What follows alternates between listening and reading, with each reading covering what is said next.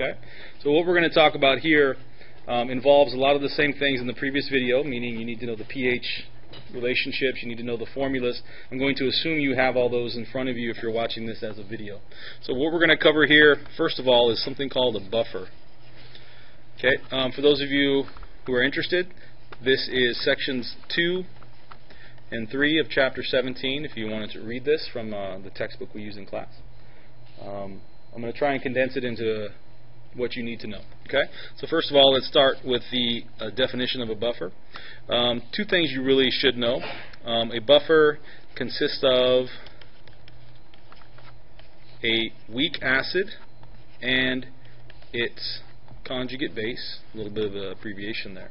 There's always a conjugate acid-base pair is probably a better way of saying it. They must both be weak. Okay. For example, if you had a solution composed of those two. Hydrochloric acid is an acid. Its conjugate base is Cl- in name only, because its Cl- chloride is not a base at all. That's, as a matter of fact, what makes HCl a strong acid. So this would not qualify as a conjugate acid-base pair, even though when we introduced that idea of conjugate base, we introduced it as, you know, the anion without the hydrogen ion. In the case of a strong acid, its conjugate base is not really a base at all. So a solution composed of these two is not a buffer, in other words. It must be a combination of a weak acid, weak base. Has to be. Okay. So common ones are, we used the acetic acid example in our previous video. Remember, we're abbreviating it HA. So the pairing of the acetic acid with a salt of acetate, sodium acetate, for example. That common ion effect problem we did at the end of the last little session there was a buffered solution. Okay, and you saw the second part of the definition. A buffered solution resists a change in pH. Now that really wasn't demonstrated in that problem we did. We saw what we did see there was that the pH change was decreased. If you remember in that previous problem, when there was only the acid present, the pH as compared to pure water went from a pH of 7, which would be water by itself. We added the 0.3 molar acetic acid and went to 2.63. But when we had the conjugate base present, the acetate salt, the pH change was less dramatic. We went down to 4.74. And so that shows, in a way, that shows that that combination of acid and base is a way of minimizing those drastic fluctuations in pH. That's what you're going to see. A buffer resists a change in pH. Okay? Now, how does that work?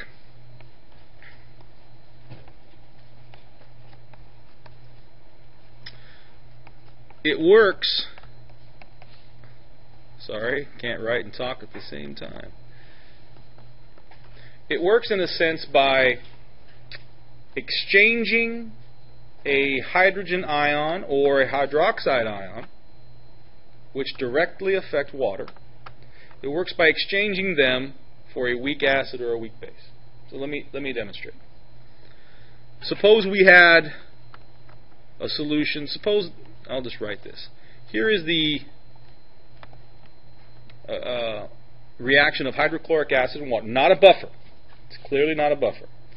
So we put that hydrochloric acid in water, and the hydrogen ions completely ionize directly. And here's the important part. This directly affects the equilibrium values for water. So it's a direct effect on that equilibrium, like a one-to-one deal. Okay. Now compare that, contrast that with a weak acid base pair, like in our previous common ion effect problem. Now if I added, and which I kind of glossed over, so let me restate that. If I was to add hydrogen ions in both cases, looking at the top problem, every hydrogen ion I added would not have a home in this reaction. The chlorides could not accept them. The hydrogen ions would go directly into the equilibrium expression for water. A direct one-to-one effect on the pH of water. Okay? Whereas if I add hydrogen ions to a solution containing this conjugate acid-base pair, those hydrogen ions would directly affect the equilibrium, causing it to shift in this direction, according to Le Chatelier's principle. Now notice what happened. That hydrogen ion that I added did not directly affect the equilibrium relationship involving water. In other words, it did not directly affect the pH. pH comes from this equilibrium relationship. It does not come from this one. We use the equilibrium values for any acids and bases to affect water's equilibrium. So, when I added the hydrogen ions to a buffer, those hydrogen ions, in a sense, are absorbed, prevented from directly affecting water. Now, you may say, well, yeah, but they convert acetate into an acid. Well, that's true, but remember, hydrogen ions directly affect water when there is a weak acid in water. For example,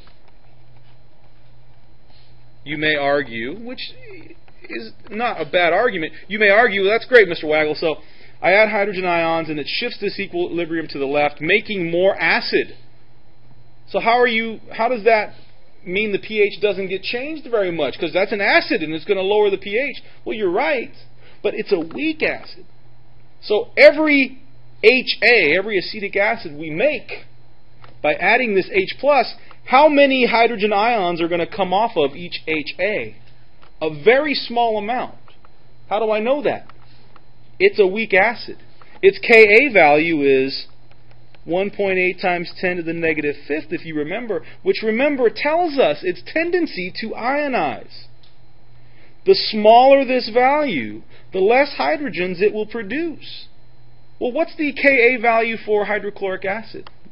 Because you may argue the same. You may say, oh, in this previous example, you added H+, and it shifted this equilibrium back here to make HCl, an acid, and what does that acid do?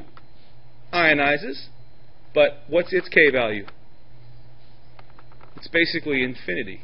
So every H+ we add to this solution directly makes an H+ in the long run.